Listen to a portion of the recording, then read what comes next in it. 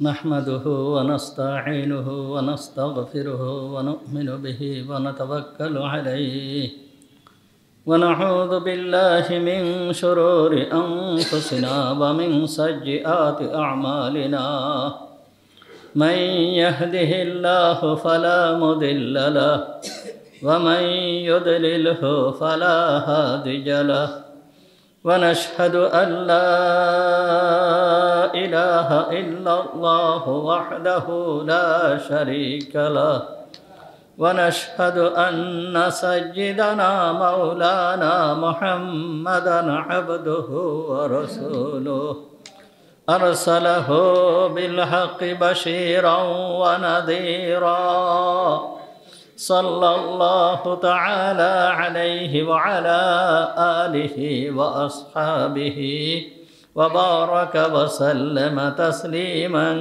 كثيرا كثيرا أما بعد فأعوذ بالله من الشيطان الرجيم بسم الله الرحمن الرحيم وأنفقوا خيرا لأنفسكم ومن يوق شح نفسه فأولئك هم المفلحون صدق الله العظيم ونحن على ذلك من الشاهدين والشاكرين اللهم صل على محمد وعلى آل محمد كما صليت على إبراهيم وعلى آل إبراهيم إنك حميد مجيد اللهم بارك على محمد وعلى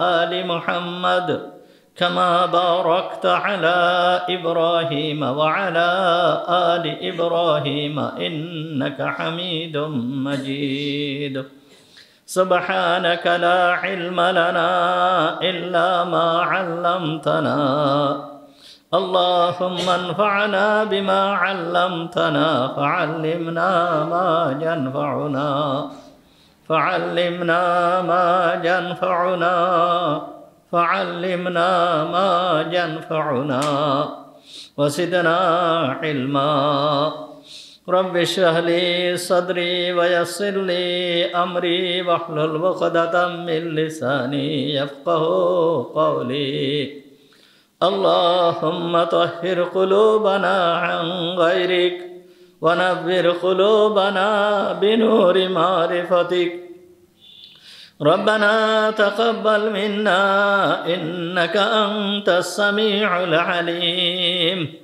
وتب علينا إنك أنت التواب الرحيم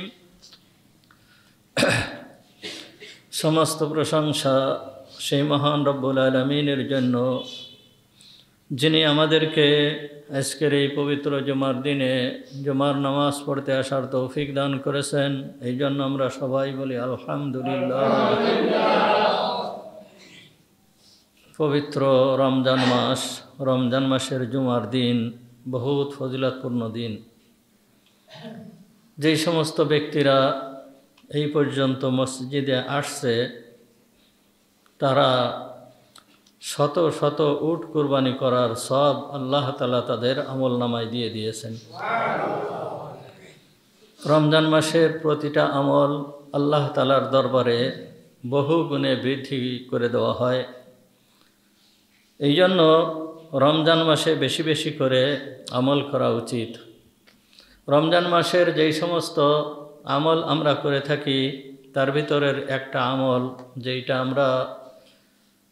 যেই সমস্ত ব্যক্তিরা ধনী ব্যক্তিরা আছে তারা করে থাকে সেইটা হচ্ছে যাকাত এই যাকাতটা মানুষ সাধারণত রমজান মাসেই দিয়ে থাকে যদিও যাকাত দেওয়ার সময় রমজান মাস নয় যে কোনো মাসে যাকাত দিলে যাকাত আদায় হয়ে যায় তারপরেও যেহেতু সব বেশি এই জন্য যাকাত রমজান মাসেই মানুষ আদায় করে থাকে যাকাত ইসলামের যে পাঁচটা স্তম্ভ আছে এই পাঁচ স্তম্ভের এক স্তম্ভ হচ্ছে যাকাত ইসলামের যে পাঁচটা খুঁটি আছে এই খুঁটির একটা খুঁটির নাম হচ্ছে যাকাত কলেমা, নামাজ, রোজা, হজ, জাকাত।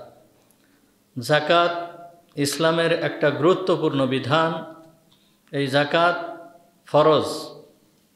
জাকাতের গুরুত্ব এত যে আল্লাহ তাআলা কুরআনুল কারীমের ভিতরে যেখানেই নামাজের কথা উল্লেখ করেছেন সাথে সাথে জাকাতের কথাও উল্লেখ করেছেন। যে যে স্থানে নামাজের কথা উল্লেখ করেছেন সেখানে জাকাতের কথাও উল্লেখ করেছেন। জাকাত ফরজ বিধান। এটা যদি কেউ অস্বীকার করে তাহলে ওই ব্যক্তির ঈমান থাকবে না। জাকাত অস্বীকার করলে ওই ব্যক্তির ঈমান থাকবে না। জাকাত আল্লাহ তাআলা কুরআনুল কারীমের ভিতরে বলতেছেন, যেখানে নামাজের কথা বলছেন আকিমুস সালাত ওয়া আতুজ যাকাত, আকিমুস সালাহ ওয়া আতুজ যাকাত, আকিমনাস সালাহ ওয়া আতিনাস যাকাত। এই রকমভাবে যেখানেই আল্লাহ তাআলা নামাজের কথা বলতেছেন সেখানেই আল্লাহ তাআলা জাকাতের কথা বলছেন। এই জন্য জাকাতের গুরুত্ব অপরিসীম। জাকাত মুহাম্মদুর রাসূলুল্লাহ সাল্লাল্লাহু আলাইহি ওয়াসাল্লাম খুব সম্ভব দ্বিতীয় হিজরিতে জাকাত ফরজ হয়েছে। হুজুর আকরাম সাল্লাল্লাহু আলাইহি ওয়াসাল্লাম জাকাত আদায় করেছেন এবং সাহাবীদের মাধ্যমে অন্যান্য যেই সমস্ত ধনী ব্যক্তিরা ছিল, ধনী লোক ছিল, ধনী সাহাবীরা ছিল, তাদের নিকট থেকে জাকাত উসুল করেছেন। হুজুর আকরাম সাল্লাল্লাহু আলাইহি ওয়াসাল্লামের ইন্তেকালের পরে ইসলামের প্রতি বড় একটা ধাক্কা আসে। যেহেতু মুহাম্মদুর রাসূলুল্লাহ সাল্লাল্লাহু আলাইহি ওয়াসাল্লাম যিনি ছিলেন শেষ নবী, তিনি যখন ইন্তেকাল করেছেন, শরিয়াত প্রণেতা, শরিয়াতের প্রধান, উনি ইন্তেকাল করেছেন, একটা ধাক্কা আসা স্বাভাবিক। এই জন্য ওই সময়ে অনেক লোক আছে যে তারা আবার মুরতাদ হয়ে গিয়েছিল। অনেক লোক বিভিন্ন ধরনের কথাবার্তা বলা শুরু করে দিয়েছিল। অনেক লোক ভণ্ড নবীর দাবি করেছিল, নবুয়াতের দাবি করেছিল। তার ভিতরে মুসাইলামাতুল কাজ্জাব, আসওয়াদ উনাসি, এই সমস্ত ব্যক্তিরা নবী হওয়ার পর্যন্ত দাবি করেছিল। এই সময়ে কিছু সংখ্যক লোক জাকাত দিতে অস্বীকার করল। যখন এই জাকাত দিতে অস্বীকার করল তখন হযরতে আবু বকর সিদ্দিক রাদিয়াল্লাহু তাআলা আনহু এদের বিরুদ্ধে জিহাদ ঘোষণা করলেন। যারা জাকাত দিতে অস্বীকার করবে তাদের বিরুদ্ধে পরিষ্কারভাবে আবু বকর সিদ্দিক রাদিয়াল্লাহু তাআলা আনহু জিহাদ ঘোষণা করলেন। এই রকম ঘোষণা শোনার পরে হযরতে ওমর রাদিয়াল্লাহু তাআলা আনহু আবু বকর সিদ্দিক রাদিয়াল্লাহু তাআলা আনহুর কাছে আসলেন। এসে বলতেছেন যে মুহাম্মদুর রাসূলুল্লাহ সাল্লাল্লাহু আলাইহি ওয়াসাল্লাম ইন্তেকাল করেছে, আর এই মুহূর্তে ইসলামের একটা নাজুক পরিস্থিতি চলতেছে। এই সময় তুমি এত কঠোরভাবে জাকাত যারা অস্বীকার করতেছে তাদের বিরুদ্ধে জিহাদ ঘোষণা করলে, এইটা মনে হয় এই রকম না করলে মনে হয় ঠিক হতো। তখন হযরতে আবু বকর সিদ্দিক রাদিয়াল্লাহু তাআলা আনহু ওমর রাদিয়াল্লাহু তাআলা আনহুকে বলেছিল, তুমি জাহেলি যুগে বাঘ ছিলে আর এই ইসলামের ভিতরে এসে ভেড়া হয়ে গিয়েছো, এই শব্দ বলেছিল। এবং হযরতে আবু বকর সিদ্দিক রাদিয়াল্লাহু তাআলা আনহু তখন ওই সময় বলেছিল, ওয়াল্লাহি লা উকাতিলান্না মান ফাররাকা বাইনাস সালাতি ওয়াজ যাকাত, অবশ্যই আমি ওই ব্যক্তির বিরুদ্ধে জিহাদ ঘোষণা করব, জিহাদ করব যেই ব্যক্তি নামাজ এবং জাকাতের ভিতরে পার্থক্য করে। ফা ইন্না যাকাত হকুল মাল, কেননা জাকাতটা হচ্ছে মালের হক, জাকাত হচ্ছে মালের হক। ওয়াল্লাহি লাউ মানাউনি ইকালান, আল্লাহর কসম দিয়ে বলতেছি, তারা জাকাত যেই সমস্ত জাকাত দিত, উট, গরু, ছাগল, যেইগুলো জাকাত রসুলের যুগে দিত, এই সমস্ত উট, গরু, ছাগল দেওয়া তো দূরের কথা, যদি তারা এর একটা রশি পর্যন্ত দিতে তারা অস্বীকার করে যেইটা, তাহলে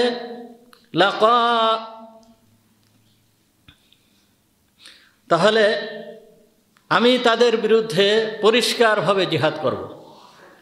তারা যদি এইরকম অস্বীকার করে তাহলে আমি তাদের বিরুদ্ধে পরিষ্কারভাবে জিহাদ করব। লাকাতালতুহুম আলা মানইহি, অবশ্যই অবশ্যই আমি তাদের বিরুদ্ধে জিহাদ করব যদি তারা এইটা দিতে অস্বীকার করে।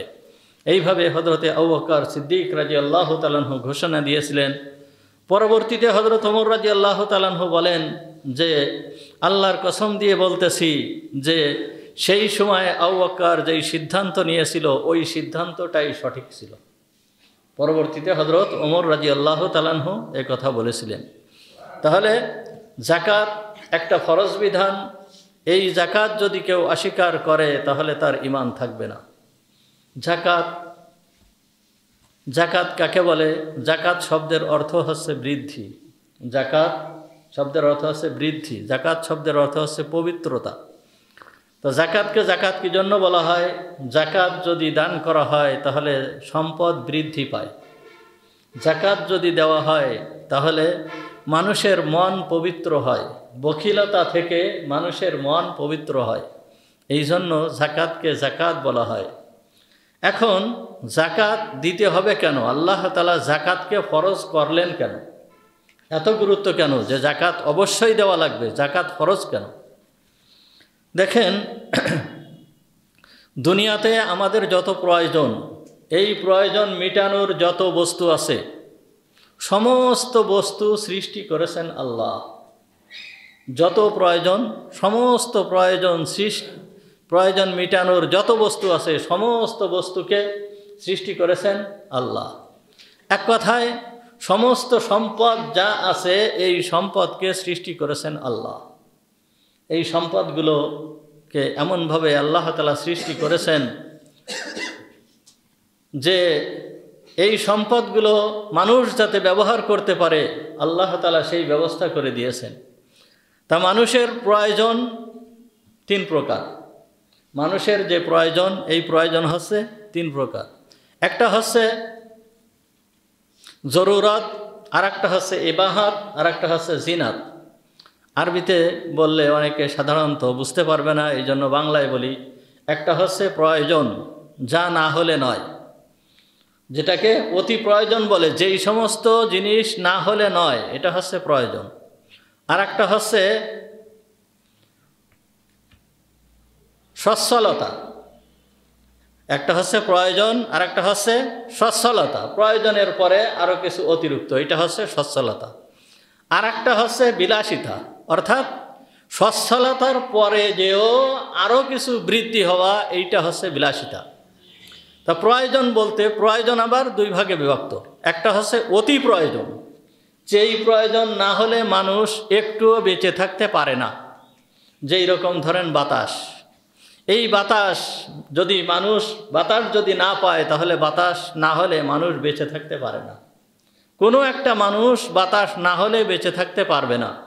কোনো একটা মানুষ দেখা গেল কি যে 5 মিনিটও বাঁচতে পারবে না। তার যদি বাতাস বন্ধ হয়ে যায়, অক্সিজেন যদি সে না নিতে পারে, এই মানুষটা 5 মিনিটও বাঁচতে পারবে না। তাহলে এই যে অতি প্রয়োজন, যা না হলে নয়, এই প্রয়োজনীয় বস্তুকে আল্লাহ তাআলা এমন করে দিয়েছেন যে কোনো মানুষের এইটাকে খরিদ করতে হয় না, কিনে ব্যবহার করতে হয় না। এই বাতাসটাকে মানুষ কষ্ট করে উপার্জন করতে হয় না, উপার্জন করে ব্যবহার করতে হয় না। এই বাতাসটাকে মানুষ স্বাভাবিকভাবেই তার অনিচ্ছাকৃতভাবে সে এই বাতাসকে ব্যবহার করতে পারে, এই রকম ব্যবস্থা আল্লাহ তাআলা করে দিয়েছেন। মানুষ শুয়ে আছে, বাতাস ব্যবহার করতেছে, সে শ্বাস প্রশ্বাস নিচ্ছে। সে ঘুমিয়ে আছে, শ্বাস প্রশ্বাস নিচ্ছে। সে চলতেছে, শ্বাস প্রশ্বাস নিচ্ছে। সে দাঁড়িয়ে আছে, বসে আছে, যে অবস্থায় থাকুক না কেন এই ব্যক্তি শ্বাস প্রশ্বাস নিচ্ছে, সদা সর্বদা শ্বাস প্রশ্বাস নিচ্ছে। এবং এইটাকে ব্যবহার করার জন্য শরীরের ভিতরে ওই রকম মেশিনপত্র আল্লাহ তাআলা সৃষ্টি করে দিয়েছেন। সুতরাং যেই জিনিস এত প্রয়োজন মানুষের, যে যা না হলে 5 মিনিটও বাঁচতে পারবে না, এই জিনিসকে আল্লাহ তাআলা একেবারে সহজ করে দিয়েছেন। যা পয়সা দিয়ে কিনতে হয় না, কষ্ট করে উপার্জন করতে হয় না, স্বাভাবিকভাবেই এইগুলো মানুষ ব্যবহার করতে পারে। তারপরে এর থেকে আর একটু বেশি প্রয়োজন, এর থেকে আর একটু বেশি প্রয়োজন দেখেন পানি। পানিকে আল্লাহ তাআলা এমন বানিয়ে দিয়েছেন যে পানি বাতাসের থেকে একটু কঠিন করে দেওয়া হয়েছে। পানি মানুষের নিতে হয়, পানি মানুষের আল্লাহ তাআলা যেই সমস্ত পানির উৎস সৃষ্টি করেছেন সেইখান থেকে পানি আনতে হয়, এইটুকু কষ্ট মানুষের করতে হয়। কিন্তু পানি দেখেন মানুষের জীবনে পানি এত প্রয়োজন, মানুষ বেঁচে থাকতে গেলে পানি লাগে। একজন মানুষ পানি ছাড়া বেঁচে থাকতে পারবে না। মানুষের সৃষ্টিতে পানি দিয়ে, মানুষের শরীরের ভিতরে যদি পানি না থাকে তাহলে ওই ব্যক্তিও বেঁচে থাকতে পারে না। পানি শূন্যতার কারণে বহু মানুষ মারা যায়। পানি যদি শরীরের ভিতরে না থাকে তাহলে ওই ব্যক্তি আর বাঁচে না। আমাদের যেই সমস্ত খাদ্য খাবার আছে, গাছপালা যত যা কিছু আছে, সব কিছু পানি যদি না হয় তাহলে এই গাছপালা বেঁচে থাকতে পারে না। আমরা যেই সমস্ত খাবার রান্না করি, রান্না করার খাবারের ভিতরে পানির প্রয়োজন। আমাদের ঘরবাড়ি তৈরি করি, এই ঘরবাড়ি তৈরি করতে ইট বলেন, সিমেন্ট বলেন, আর এই টাইলস বলেন, যত যা কিছু বলেন, লোহা বলেন, এই সমস্ত কিছুর ভিতরে পানির প্রয়োজন। পানি ছাড়া কখনোই এইগুলো সম্ভব হয় না। তা পানি এত প্রয়োজন মানুষের জন্য, এই জন্য এই পানিকেও আল্লাহ তাআলা অত্যন্ত সহজলভ্য করে দিয়েছেন, অত্যন্ত সহজ করে দিয়েছেন। আল্লাহ তাআলা পানির জন্য মেঘমালা তৈরি করেছেন, আল্লাহ তাআলা পানির জন্য নদী সৃষ্টি করেছেন, আল্লাহ তাআলা পানির জন্য মাটির নিচেই পানির স্তর রেখে দিয়েছেন। সেইখান থেকে টিউবওয়েলের মাধ্যমে, নলকূপের মাধ্যমে বা এমনি কূপ খনন করার মাধ্যমে আমরা সব পানি ব্যবহার করতেছি। তাহলে এই পানি না হলেও মানুষ বাঁচতে পারে না, এই পানিকেও আল্লাহ তাআলা সহজলভ্য করে দিয়েছেন। এইটা গেল মানে অতি প্রয়োজন যেইগুলো সেইগুলো, আর এর থেকে আর একটু কম প্রয়োজন যেই সমস্তগুলো, সেইগুলো হচ্ছে আমাদের খাদ্যদ্রব্য যেইগুলো আছে। আমরা যেই সমস্ত খাবার খাই, ধরেন গম, তারপরে ধান, যেই সমস্ত আমরা খাই, বিভিন্ন ধরনের ফল ফলাদি যেইগুলো আমরা খাই, এইগুলোকেও আল্লাহ তাআলা অনেক সহজ করে দিয়েছেন। কত সহজ করে দিয়েছেন যদি আমরা একটু লক্ষ্য করে দেখি। আপনি রোজার সময় ইফতার করবেন, রোজার সময় প্রত্যেক মানুষ কি করে? সাধারণত খেজুর দিয়ে ইফতার করে। এই খেজুর দিয়ে আপনি ইফতার করতেছেন, কিন্তু খেজুর কি বাংলাদেশে হচ্ছে সামান্য কিছু পরিমাণ, এখন কিছু চাষাবাদ হচ্ছে, কিন্তু এই খেজুরকে, এই একটা খেজুর আপনি মাগরিবের সময়, ইফতারের সময় আপনি একটা খেজুর দিয়ে ইফতার করবেন। এই একটা খেজুরকে আল্লাহ তাআলা সেই আরব রাষ্ট্রের ভিতরে ওই খেজুরটাকে উৎপন্ন করেছেন, উৎপন্ন করে ওই খেজুরটাকে আপনার জন্য এই জায়গায় পাঠিয়ে দিয়েছেন। কত মেহনত এবং কত কষ্টের ফলে ওই একটা খেজুর আপনার এই প্লেট পর্যন্ত, ইফতারের সময় প্লেট পর্যন্ত আসছে, একটু চিন্তা করে দেখেন। এই মেহনতের ভিতরে কোনো বান্দার কোনো কৃতিত্ব নাই, এটা আল্লাহ তাআলা কুদরতিভাবে সিস্টেম করে দিয়েছেন। এই সিস্টেমের মাধ্যমে এই খেজুরটা আপনার সামনে আসতেছে। আমরা ধান খাচ্ছি, চাউল খাচ্ছি, ধরেন যারা বড় বড় শহরে বসবাস করে তারা কি ওইখানে কি চাউল উৎপন্ন করতে পারে? ওই গ্রামের ভিতরে, মাঠের ভিতরে চাউল উৎপন্ন করে, আর এই চাউলগুলো তাদের জন্য চলে যায়। রমজানের আগে ঢাকা থেকে আসতেছিলাম, তো ওই সময় ঢাকা থেকে যখন আসতেছিলাম তখন মনে হয় ফজরের নামাজের ওয়াক্ত যখনই হয়েছে তখন পড়েই গাড়িতে উঠেছি, ফজরের নামাজ পড়েই গাড়িতে উঠছি। তা ওই সময় এক অন্ধকার ভাব রয়েছে। সাধারণত আমরা এখন যেই সময় সেহরি শেষ করি ওই সময় গাড়িতে উঠে মনে হয় 20 মিনিট গাড়ি চলার পরে ঢাকার ভিতরে আসলাম। ঢাকার ভিতরে এসে দেখি কাঁচা তরকারি, বিভিন্ন ধরনের তরকারি, কফি, ফুলকপি, পাতাকপি, তারপর টমেটো, এই সমস্ত জিনিস ভ্যান ভরে ভরে নিয়ে আসতেছে, ট্রাক ভরে ভরে নিয়ে আসতেছে। এইগুলো কোথায়? এইগুলো উৎপন্ন হয়েছে কোথায়? হয়তো আপনার আমার বাড়ির কাছে, এই মাঠে, এই সমস্ত জায়গায় এইগুলো উৎপন্ন হয়েছে। আর আল্লাহ তাআলা এইগুলো কুদরতিভাবে ওই সেই ঢাকায় নিয়ে চলে গিয়েছে, আর ঢাকার মানুষের খাবার হিসেবে আল্লাহ তাআলা তাদের সামনে পেশ করে দিয়েছেন। সুতরাং যেই সমস্ত প্রয়োজন এইগুলোকে আল্লাহ তাআলা এইরকমভাবে সহজলভ্য করে দিয়েছেন, সহজ করে দিয়েছেন, মানুষ যাতে সহজে পেতে পারে। তাহলে এইগুলো হচ্ছে প্রয়োজন, জরুরত। এই প্রয়োজনগুলোকে আল্লাহ তাআলা সহজ করে দিয়েছেন। এই প্রয়োজনগুলোকে ভোগ করার জন্য আল্লাহ তাআলা মানুষকেও আল্লাহ তাআলা ওই রকম 3 শ্রেণী বানিয়েছেন। এক শ্রেণী হচ্ছে যাদের সংসার কোনো রকম চলে, যারা সংসার কোনো রকম চালায়, দিন আনে দিন খায়, এই রকম বহুত লোক আছে। আল্লাহ তাআলা এদেরকে এইভাবেই রাখছেন। তা এই যারা দিন আনে দিন খায়, এই যে কষ্ট করে তারা উপার্জন করতেছে, খাচ্ছে, এরা যদি এর উপরে শকর করে, এই সমস্ত ব্যক্তিরা ধনী লোকের চেয়ে ধনী লোক, যার হিসাব দেওয়া লাগবে না, পাই টু পাই, তার টাকা পয়সা একটাও এদিক ওদিক করে নাই, সমস্ত টাকা পয়সা সে সৎভাবে ব্যয় করেছে, এই রকম ব্যক্তি যার হিসাবটা শুধুমাত্র দিয়ে দিতে হবে, আল্লাহর কাছে পেশ করবে আর হয়ে যাবে, এই রকম ব্যক্তি, এই রকম ধনী ব্যক্তির চেয়েও 500 বৎসর আগে এই সমস্ত গরিব ব্যক্তিরা জান্নাতে চলে যাবে। তাদের কোনো এই অর্থের কোনো হিসাব দেওয়া লাগবে না, যদি শুধু তারা ধৈর্য ধারণ করে, শুকরিয়া আদায় করে। তাহলে এই যে এক শ্রেণীর লোক আছে, তারা দিন আনে দিন খায়, তাদের কোনো কিছুই বাকি থাকে না, অবশিষ্ট থাকে না। আর এক শ্রেণীর লোক আছে, তাদের কিছু অবশিষ্ট থাকে, কিছু পরিমাণ অবশিষ্ট থাকে। ধরেন এই প্রয়োজনের ভিতরে এরা হচ্ছে মানে সচ্ছলতা।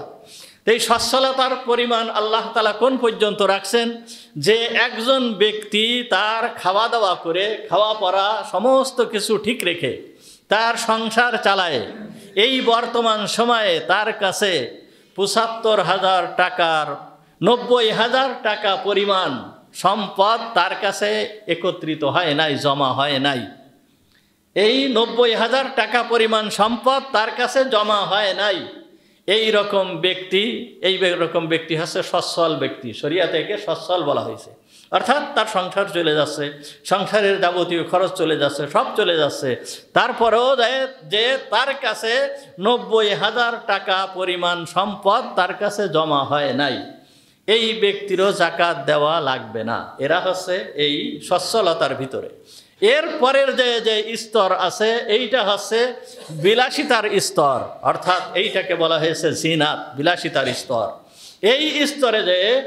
এই স্তর অর্থাৎ বর্তমান সময়ে ৯০,০০০ টাকা পরিমাণ সম্পদ যেই ব্যক্তির কাছে খাওয়া দাওয়া করে এর কাছে অবশিষ্ট থাকবে, ৯০,০০০ টাকার পরিমাণ সম্পদ যার কাছে অবশিষ্ট থাকবে, এই ব্যক্তির জাকাত দিতে হবে, শুধুমাত্র এই ব্যক্তির জাকাত দিতে হবে।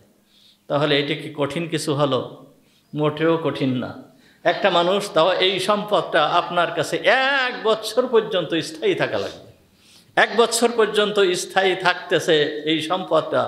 আর এর থেকে আল্লাহর জন্য দান করতে হচ্ছে, আল্লাহর জন্য দিতে হচ্ছে মাত্র 100 টাকার থেকে 2.5 টাকা।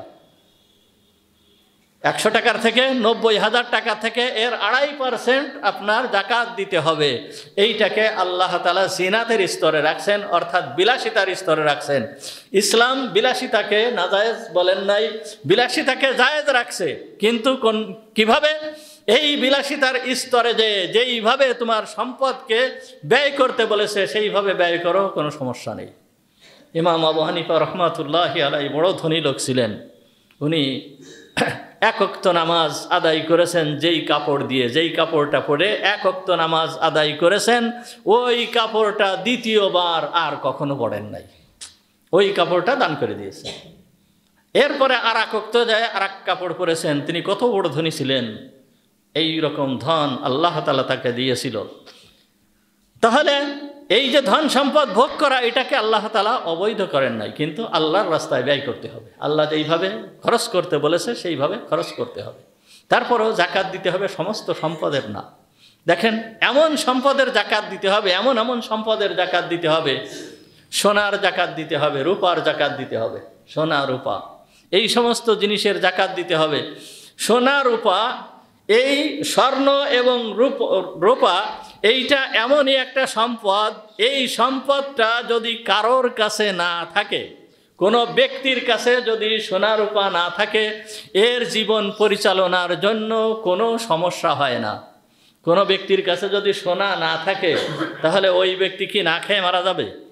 ওই ব্যক্তি কোনোদিন অসুস্থ হয়ে পড়বে?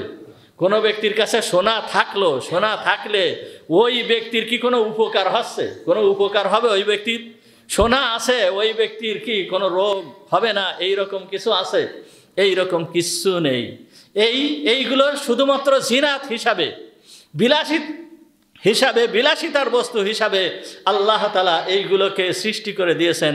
সুতরাং এই সম্পদকে আপনি রাখবেন, এইটা আপনার হাতে রাখবেন, আপনি ব্যবহার করবেন। যেইটার সৃষ্টিও আপনি করেন নাই, যেইটা আপনার কাছে আসে নাই, আল্লাহ তাআলা আপনার কাছে পাঠাইছেন। ওয়া মিম্মা রাযাকনাহুম ইউনফিকুন, আমি তাদেরকে যা রেজেক দিয়েছি তার থেকে তারা খরচ করে। আল্লাহ বলতেছেন আমি যা তাদেরকে রেজেক দিয়েছি।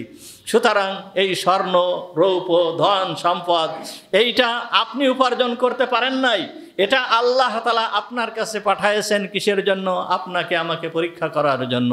দেখি আমার রাস্তায় ব্যয় করে কিনা। এই জন্য আল্লাহ তাআলা পাঠাইছেন পরীক্ষা করার জন্য। যদি ব্যয় করেন, আল্লাহ তাআলা সম্পদকে বৃদ্ধি করে দেয়। আর যদি ব্যয় না করা হয়, তাহলে এই সম্পদ আল্লাহ তাআলা রাখেন না, কোনো ব্যক্তির কাছে রাখেন না। সম্পদের গ্যারান্টি, সম্পদ রাখার, কোনো ব্যক্তি যদি নিজের কাছে সম্পদ রাখতে চায়, তাহলে তার অবশ্যই যাকাত দিতে হবে। যদি যাকাত না দেয়, তাহলে এই ব্যক্তির কাছে সম্পদ থাকবে না। আজ হোক কাল হোক এই সম্পদ তার কাছ থেকে চলে যাবে, এর ভিতরে বিন্দু মাত্র সন্দেহ নাই। যাকাত অবশ্যই দেওয়া লাগবে, এটা আল্লাহ তাআলার বিধান। যাকাত অবশ্যই দিতে হবে। যদি যাকাত না দেওয়া হয়, তার কাছে সম্পদ থাকবে না। বহুত লোক দেখা গেছে, আমার এই নিজের চোখে কত মানুষ দেখছি যে যাকাত ঠিক মতন আদায় করে নাই। যাকাত দিয়েছে, যাকাত ঠিক মতন দেয় নাই। আমি নিজে বলেছি যে এইভাবে যাকাত দিলে, এইটা যাকাত দেওয়া এইটা ঠিক হচ্ছে না, যাকাত এইভাবে দেন। ধরেন বাজারের থেকে আপনি কাপড় কিনে নিয়ে আসছেন, যাকাতের কাপড়, এমনকি অনেক দোকানেও লেখা থাকে যাকাতের কাপড় বিক্রয় করা হয়।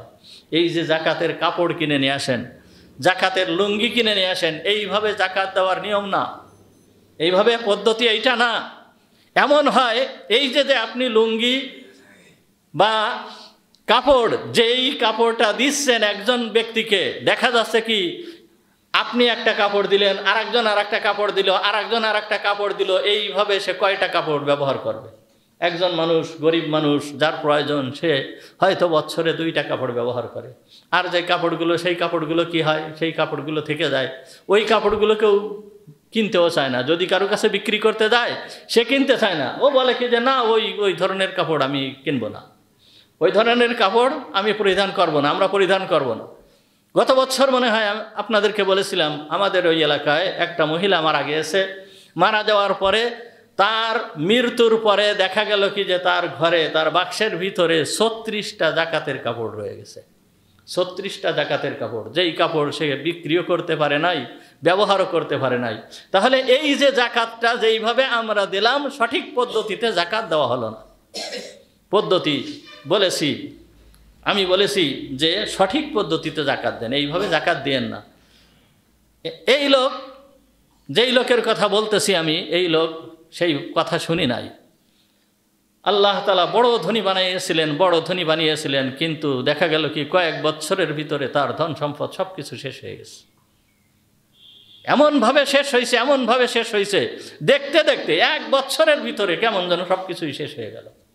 যাকাত না দিলে সম্পদ থাকে না, কখনোই সম্পদ থাকে না।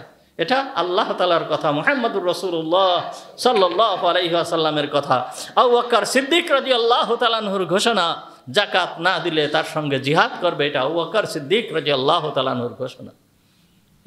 শুধু কি তাই, পবিত্র কুরআনুল কারীমের ভিতরে আল্লাহ তাআলা এই যাকাত না দেওয়া বহু ব্যক্তিদের আলোচনা করেছেন। তার ভিতরের একজন ব্যক্তির আলোচনা করেছেন, যেই ব্যক্তি ছিল পৃথিবীর ভিতরে সেরা ধনী। সমগ্র পৃথিবীর ভিতরে সেরা ধনী ছিল যেই ব্যক্তি, এই ব্যক্তির মতন এত পরিমাণ ধন সম্পদ এই বর্তমান জামানায়ও কারোর কাছে নেই। বর্তমান সময়েও ওই পরিমাণ ধনী কেউ হতে পারবে না। এই ব্যক্তির নাম কি আপনারা জানেন? কারুন। এই ব্যক্তির নাম হচ্ছে কি? কারুন। এই কারুনের কথা আল্লাহ তাআলা কুরআনুল কারীমের আল্লাহ তাআলা পরিষ্কারভাবে বলতেছেন যে ওয়া আতাইনাহু মিনাল কুনুজি মা ইন্না মাফাতিহাহু লা তানুউ বিল উযবাতি উলিল কুওয়া।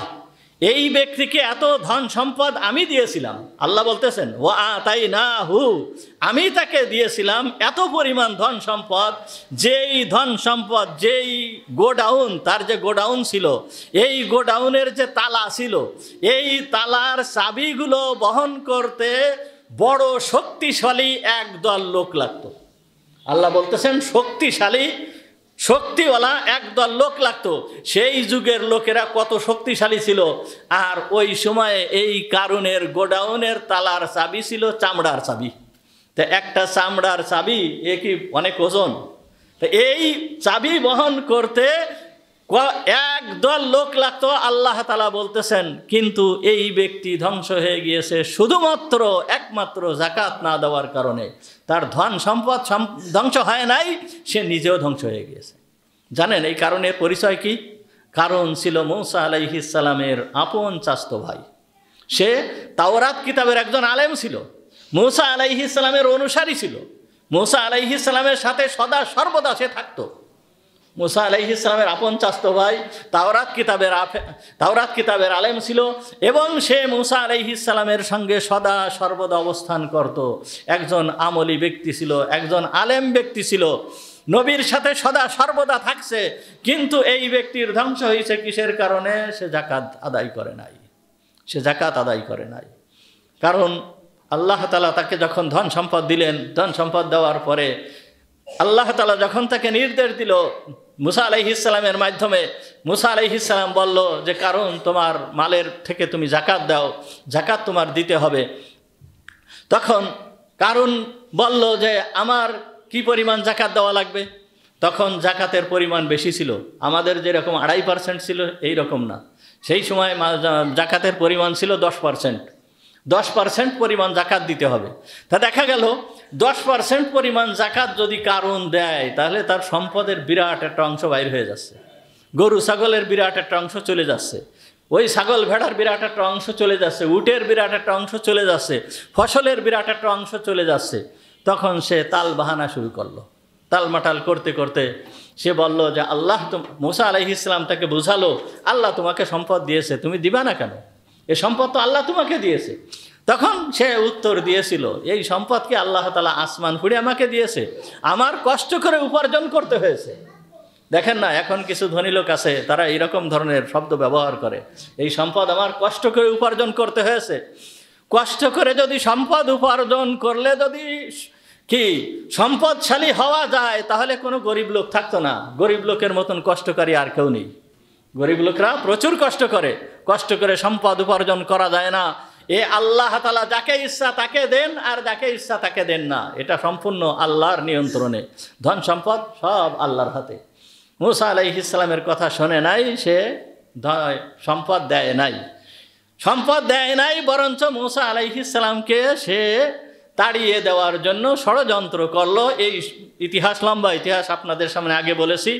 তখন আল্লাহ মূসা আলাইহিস সালামের নামে অপবাদ দিয়েছিল কারণ অপবাদ দেওয়ার সঙ্গে সঙ্গে মূসা আলাইহিস সালাম রাগী নবী ছিলেন। উনি এত রাগী ছিলেন, উনি যখন রাগ হতো তখন উনার মাথার চুল সব সোজা হয়ে যেত, টুপির ভিতর দিয়ে উনার মাথার চুল ফুটে উঠতো। এইরকম রাগী নবী ছিলেন। আল্লাহকে ধমক দিচ্ছেন মূসা আলাইহিস সালাম, আল্লাহকে ধমক দিচ্ছেন। কত বড় রাগী নবী চিন্তা করেন। এই 70 জন লোক নিয়ে মূসা আলাইহিস সালাম তুর পাহাড়ে গেলেন। তুর পাহাড়ে যাওয়ার পরে আল্লাহর কথা ওই 70 জন লোক শুনলো না। শোনার সঙ্গে সঙ্গে আল্লাহ তাআলা তুর পাহাড় চাপা দিয়ে 70 জনকে মেরে ফেলে দিলেন। একেবারে 70 জনকে ধরে মেরে ফেলাই দিলেন। মেরে ফেলাই দেওয়ার পরে মূসা আলাইহিস সালাম এইবার আল্লাহর কাছে বলতেছে তুমি এ কি কাজ করলে? তুমি এই বুকার মতন কাজ করলে না, এটা তুমি অন্য সময় মারতে, এই সময় মারলে কেন? তাহলে কোন ধরনের নবী ছিলেন আপনি চিন্তা করে দেখেন, কত বড় রাগী নবী ছিলেন। এইরকম রাগী ধরনের নবী ছিলেন, মানে আদরের, আল্লাহর কাছে বেশি আদুরে ছিলেন। এই জন্যে ওনার রাগ ওই রকম বেশি ছিল, আল্লাহর সঙ্গে ওই রকম ধরনের কথাবার্তা বলা শুরু করে দিত। তো যখন মূসা আলাইহিস সালামের বিরুদ্ধে কারণ এই অপবাদ দিল, অপবাদ দেওয়ার সঙ্গে সঙ্গে আল্লাহর দরবারে দোয়া করলো। মূসা আলাইহিস সালাম যখন দোয়া করলেন, দোয়া করার সঙ্গে সঙ্গে আল্লাহ তাআলার পক্ষ থেকে মূসা আলাইহিস সালামকে বলে দিল, হে মূসা, এই জমিনকে তোমার অধীন করে দেওয়া হয়েছে, এই জমিনকে তুমি যেই নির্দেশ দেবে সেই নির্দেশ জমিন পালন করবে। মূসা আলাইহিস সালাম এই পাওয়ার সঙ্গে সঙ্গে জমিনকে লক্ষ্য করে বলল, ইয়া আরদি লা তাখুযি, হে জমিন, তুমি কি এখনো পর্যন্ত ওকে ধরতেছ না? বলার সঙ্গে সঙ্গে জমিন তার সর্বপ্রথম হাঁটু পর্যন্ত শেষ হয়ে গেল, এবং এরপরে যায় মাজা পর্যন্ত, এরপরে সমস্ত দেহ মাটির নিচে ডুবে গেল। এইভাবে কোরআনে এই কথা বলতেছেন, কোরআনের ভিতরে আল্লাহ তাআলা এই কারণের ঘটনাকে উল্লেখ করেছেন। এইভাবে কারণ শেষ হয়ে গেছে, কিসের কারণে? জাকাত না দেওয়ার কারণে। তার সম্পদ কি রয়ে গেছে? সম্পদ রয়ে যায় নাই, কারণ মরে যাওয়ার পরপরই আল্লাহ তাআলা তার যত সম্পদ, যেই সমস্ত গুদাম, যেই সমস্ত গোডাউন, যত যা কিছু ছিল সব কিছু মাটির নিচে ধসাই দিয়েছে। তার জ্বলন্ত প্রমাণ এখনো পর্যন্ত মিশরে বুহায়রায় কারুন লেক নামে যেই লেক রয়েছে, এটা হচ্ছে তার জ্বলন্ত প্রমাণ। সুতরাং মাল এটা আল্লাহ তাআলার দেওয়া, মালের জাকাত অবশ্যই দিতে হবে। যদি মালের জাকাত দেওয়া হয়, আল্লাহ তাআলা সম্পদকে বৃদ্ধি করে দেন। মালের জাকাত দিলে কি করেন? আল্লাহ তাআলা সম্পদকে বৃদ্ধি করে দেন।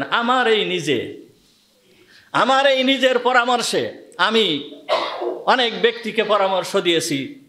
জাকাত তেমন হয় নাই, হয়তো সামান্য কিছু জাকাত হয়েছে, জাকাতের একেবারে মানে জাকাতের সীমা পর্যন্ত পৌঁছেছে, এইরকম সম্পদ হয়েছে। পরামর্শ চেয়েছে, বলেছি এই পরিমাণ জাকাত আপনি দিয়ে দেন, এই পরিমাণ জাকাত দিয়ে দেন। এই সমস্ত ব্যক্তিরা জাকাত দিয়েছে। এই রকম বহুত ব্যক্তি আছে, আল্লাহ তাআলা তাদেরকে এখন বড় সম্পদশালী করে দিয়েছেন। তার জ্বলন্ত প্রমাণ আমার নিজের ছোট ভাই। এই করুণ ইতিহাস বলে শেষ করা যাবে না। যাই হোক, আমার এই নিজের ছোট ভাইয়ের কাছে আল্লাহ তাআলা তাকে এতটুকু সম্পদশালী করলো যে তার উপরে জাকাত ফরজ হয়ে গেল। আমি বললাম যে তুমি ঠিক মতন জাকাত আদায় করবা, খবরদার জাকাত দিতে যেন তুমি কোনো রকম টালমাটাল করবা না, জাকাত ঠিক মতন দিয়ে দিবা। আল্লাহ তাআলা আজ তাকে বড় সম্পদশালী করেছেন, বহুত সম্পদের মালিক আজকে সে। তা জাকাত দিলে আল্লাহ তাআলা কি করেন? সম্পদকে বৃদ্ধি করে দেন। এটা আমার কথা না, আল্লাহ তাআলা কুরআনুল কারীমের ভিতরে বলতেছেন, ইয়ামহাকুল্লাহুর রিবা ওয়া ইউরবিস সাদাকাত। ইয়ামহাকুল্লাহুর রিবা, আল্লাহ তাআলা সুদকে ধ্বংস করে দেন। সুদ ভিত্তিক যে অর্থ, এই অর্থকে আল্লাহ তাআলা কি করেন? ধ্বংস করে দেন। ওয়া ইয়ারবিস সাদাকাত, এবং বৃদ্ধি করে দেন সদাকা, অর্থাৎ এইখানে সদাকা বলতে জাকাত। জাকাত যারা দিবে তাদের সম্পদকে আল্লাহ তাআলা বৃদ্ধি করে দেবে। আল্লাহ তাআলা নিজেই বলছেন, মুহাম্মদুর রাসূলুল্লাহ সাল্লাল্লাহু আলাইহি ওয়াসাল্লামের বহুত হাদিস বর্ণিত আছে যে এই জাকাত দিলে সম্পদ বৃদ্ধি হয়, জাকাত না দিলে সম্পদ শেষ হয়ে যায়। বহু হাদিস বর্ণিত আছে। দেখেন, আল্লাহ তাআলার পক্ষ থেকে 2 জন ফেরেশতা প্রত্যেক দিন সকালে অবতীর্ণ হয়, হাদিসের ভিতরে আসছে। তাও বুখারী শরীফের হাদিসের ভিতরে আসছে। এই হাদিসের ভিতরে মুহাম্মদুর রাসূলুল্লাহ সাল্লাল্লাহু আলাইহি ওয়াসাল্লাম বলতেছেন যে প্রত্যেক দিন সকালবেলায় 2 জন করে ফেরেশতা অবতীর্ণ হয়ে এই ফেরেশতা দোয়া করতে থাকে, আল্লাহুম্মা আতি মুনফিকান খলাফা। হে আল্লাহ, যেই ব্যক্তি তোমার রাস্তায় খরচ করে, অর্থাৎ জাকাত আদায় করে, এই ব্যক্তিকে তুমি প্রতিদান দান করো, বদলা দান করো। খলাফা শব্দের অর্থ আছে বদলা। এই জায়গায় সোয়াব বলেন নাই, কি আখেরাতের প্রতিদান তা বলেন নাই, খলাফ মানে এর বদলা দান করো। অর্থাৎ এই ব্যক্তি যে জাকাত দিলে তার সম্পদ যে চলে গেল, এই যে সম্পদ যে চলে গেল, যতটুকু গেল, এর বদলা, এর পরিবর্তে তুমি তাকে সম্পদ দান করো। তা এই ব্যক্তিকে আল্লাহ তাআলা কমপক্ষে দুনিয়ায় 10 গুণ সম্পদ দান করেন। যেই ব্যক্তি জাকাত যতটুক দেয়, ওইটুকু থেকে এই দুনিয়ায় আল্লাহ তাআলা তাকে 10 গুণ সম্পদ দান করেন। আর এই আখেরাতের যে সওয়াব, এই সওয়াব তো আছেই, ওটা তো আছে, ওটা তো থাকবেই, ওটা যাচ্ছে না। কিন্তু দুনিয়ার জীবনে আল্লাহ তাআলা তাকে কি করেন? 10 গুণ সম্পদ দান করেন।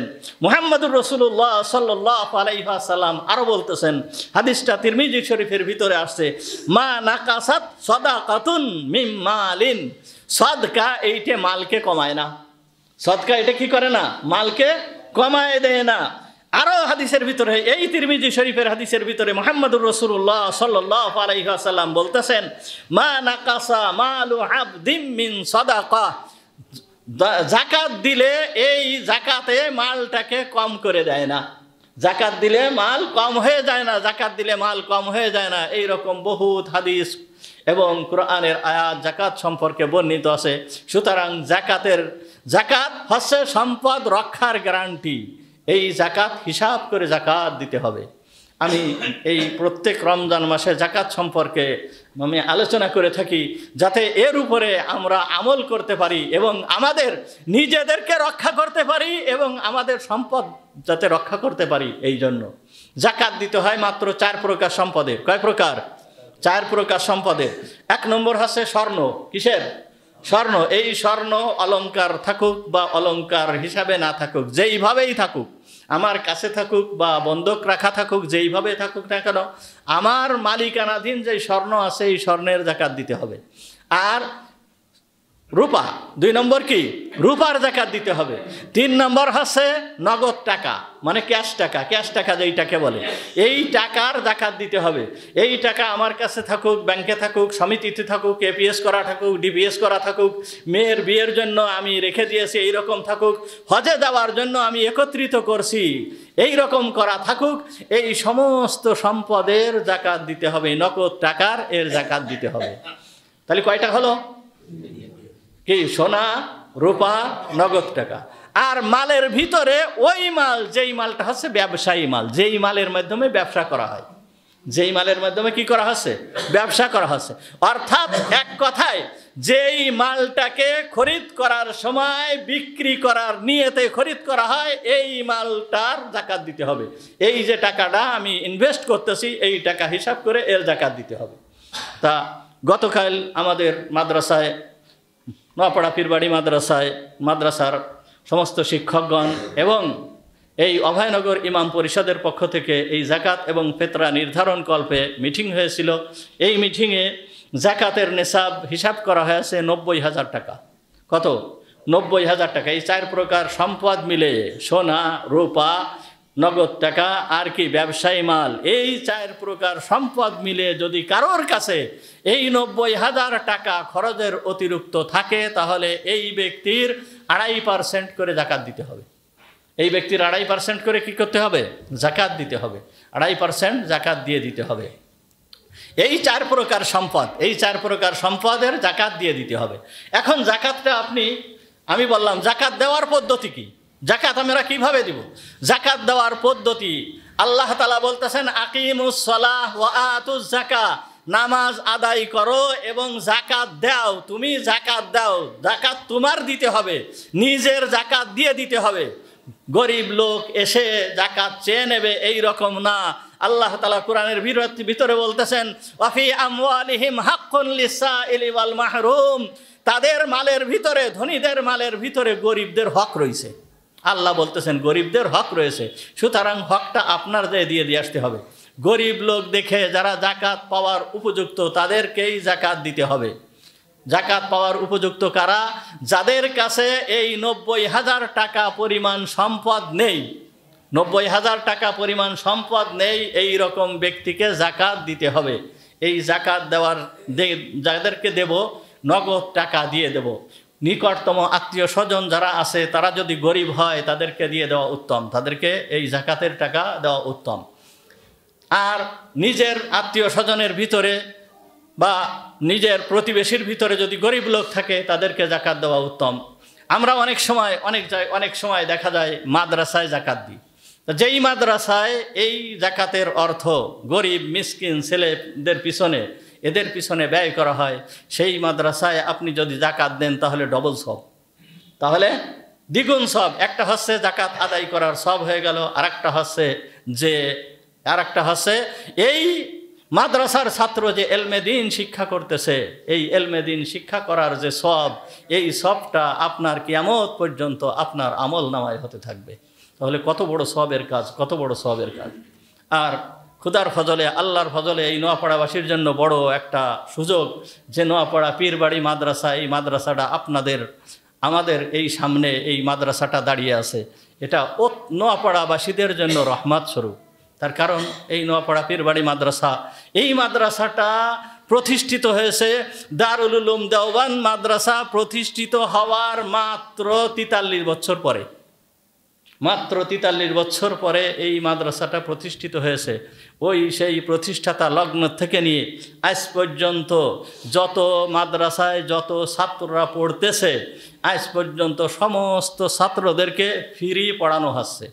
তাদের খাবার দেওয়া হচ্ছে ফ্রি, খাবার বাবদ টাকা নেওয়া হয় না, পড়ানো বাবদ বেতন নেওয়া হয় না, বা অন্য কোনো খরচ, এমনকি পরীক্ষার ফিস পর্যন্ত নেওয়া হয় না। সব এই আপনারা যা দান করেন এইগুলোই সব তাদের পিছনে ব্যয় করা হয়। এর থেকে সুন্দর, এর থেকে ভালো, এর থেকে উত্তম, কত উত্তম জিনিস আপনি এখন হয়তো আমি বুঝতেছি না, কিন্তু কিয়ামতের ময়দানে যখন এর সব দেখব তখন বুঝতে পারবো যে কি অবস্থা। আর জাকাত দিতে হবে স্বচ্ছ মনে, একেবারে মনটাকে পরিষ্কার করে, আল্লাহর ওয়াস্তে আমি আল্লাহর জন্য জাকাত দিতেছি, এইভাবে দিয়ে দিতে হবে।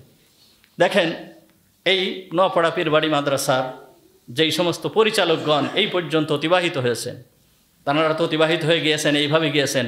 বর্তমান যিনি আছেন খাজা রফিকুজ্জামান শাহ, আপনারা সবাই চেনেন। তানার ছেলে আবদুল্লাহ হাফেজ শাহ আবদুল্লাহ বুখারি, এনাকেও আপনারা চেনেন। আল্লাহ তাআলা ইনাদের মন মানসিকতা যে কেমন করে দিয়েছেন মানে বুঝায় শেষ করা যাবে না।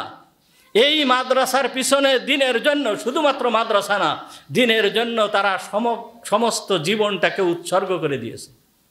ধরেন এত বড় একটা মাদ্রাসা, এই মাদ্রাসার প্রধান যে পীর সাহেব, প্রধান যে, এর তো 50,000 টাকা বেতন হওয়া উচিত। কি প্রত্যেক মহতামে যিনি প্রধান পরিচালক তার বেতন আছে না? মাদ্রাসার প্রধানের বেতন আছে না? তা এনার তো 50,000 টাকা বেতন হওয়া উচিত। 50,000 টাকা বেতন তো দূরের কথা, একটা পয়সাও নেন না, একটা টাকাও নেন না, নিজের পকেট থেকে খরচ করতে থাকেন, শুধু খরচই করতে জানেন।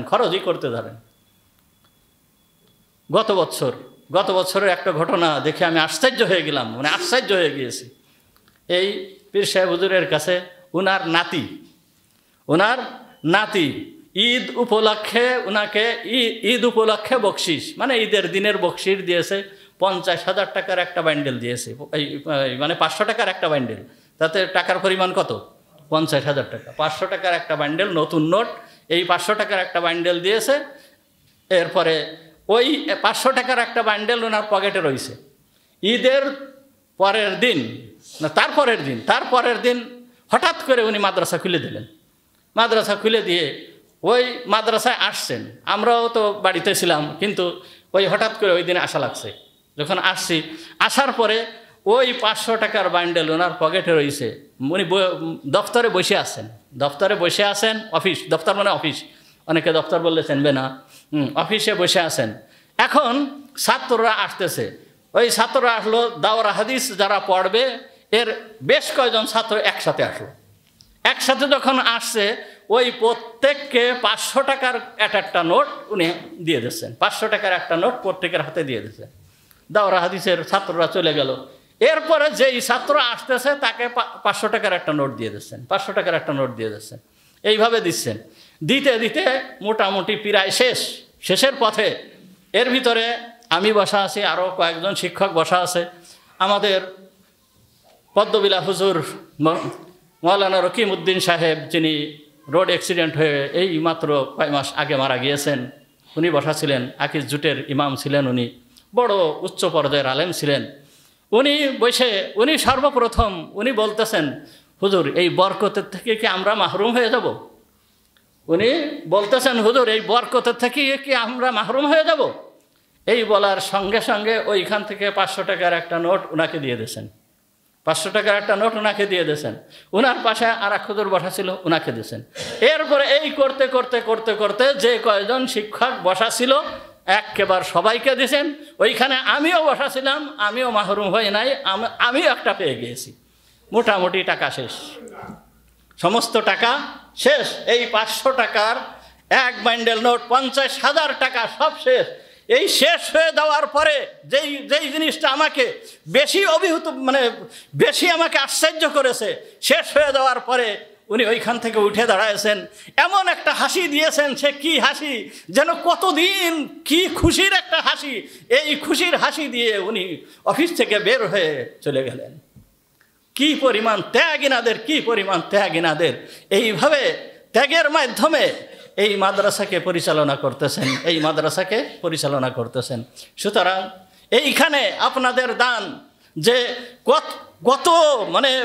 কত সঠিক এবং কত ফলদায়ক এবং কত লাভজনক এ বলে বোঝানো যাবে না।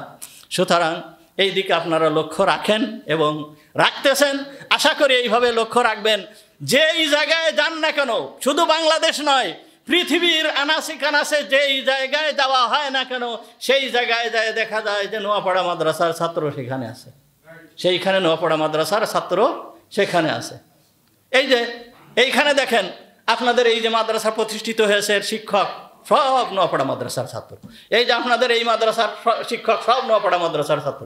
আপনাকে এই যে বাড়ির পাশে একটা মাদ্রাসা প্রতিষ্ঠিত হয়েছে না, মহিলা মাদ্রাসা, এই যে আপনার এইখানে গত বছর ওই রমজান মাসে সেহরির তারাবির পরে যখন খাওয়ার জন্য গিয়েছি, তখন এই বলতেছিল যে হুজুর এটা তো মাদ্রাসা।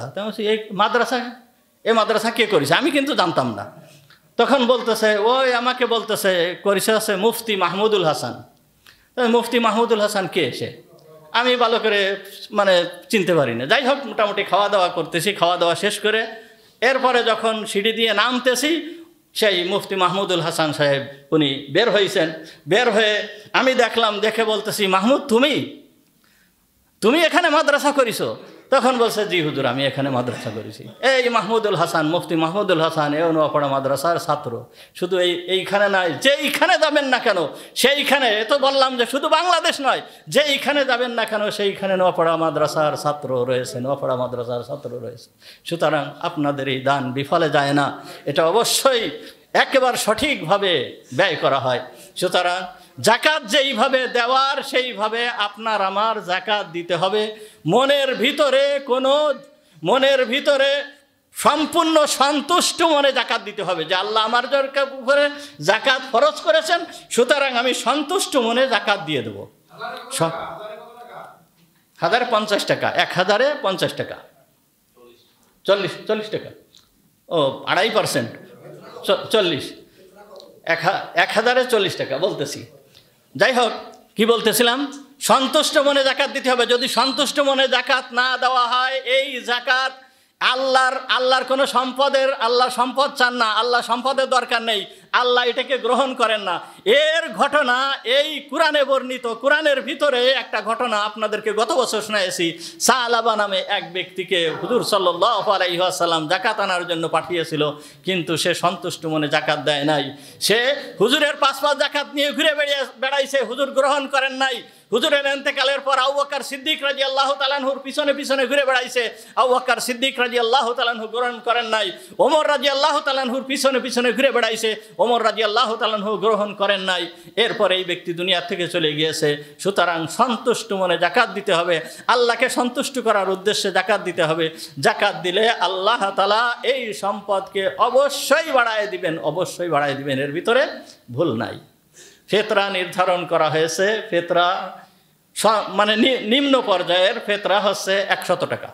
সাধারণত ফেতরার যেই বিষয়টা, ফেতরা হুজুর আকরাম সাল্লাল্লাহু আলাইহি ওয়াসাল্লামের যুগে কয়েক প্রকার জিনিস দিয়ে ফেতরা দেওয়া হতো, যেরকম পনির, খেজুর, কিশমিশ, এই সমস্ত জিনিস, তারপরে গম, আর জব, এই কয়টা জিনিস দিয়ে হুজুরের যুগে ফিতরা দেওয়া হতো। তা আমরা সাধারণত গমের দাম, আটার দাম সব থেকে কম, এই জন্য নিম্ন পর্যায়েটা হিসাব করা হয়। নিম্ন পর্যায়েটা হিসাব করে সেইটাই নির্ধারণ করা হয়েছে, এর পরিমাণ হচ্ছে 100 টাকা। যদি কেউ গম ছাড়া অন্য জিনিস দিতে চায়, একটু ধনী মানুষ, একটু সচ্ছল মানুষ, সে যদি দিতে চায়, তাহলে 3 কেজি 360 গ্রাম, 3 কেজি 3.5 গ্রাম, 3 কেজি 350 গ্রাম, 3 কেজি 350 গ্রাম খেজুর সে দিয়ে দেবে, আর 3 কেজি 350 গ্রাম কিশমিশ দিয়ে দেবে, 3 কেজি 350 গ্রাম পনির দিয়ে দেবে, 3 কেজি 350 গ্রাম আর একটা কী বললাম, খেজুর কিশমিশ, খেজুর কিশমিশ পনির আর জব, 3 কেজি 350 পরিমাণ জব দিয়ে দেবে। তাহলে এই পরিমাণ দিয়ে দেবে, ফিতরা আদায় হবে। সর্বনিম্ন ধার্য করা হয়েছে কত? 100 টাকা। এই 100 টাকা যদি দিয়ে দেয় তাহলে ফিতরা আদায় হয়ে যাবে। একজন ব্যক্তি মানে মাথা পিছু একটা করে ফিতরা আদায় করতে হবে। আমার পরিবারে যে কয়জন লোক আছে সেই কয়জনের মাথা পিছু একজনের পক্ষ থেকে একটা করে ফিতরা দিয়ে দিতে হবে।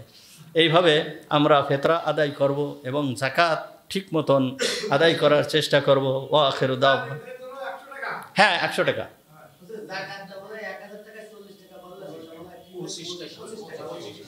1000 টাকা 25 টাকা, 2.5%।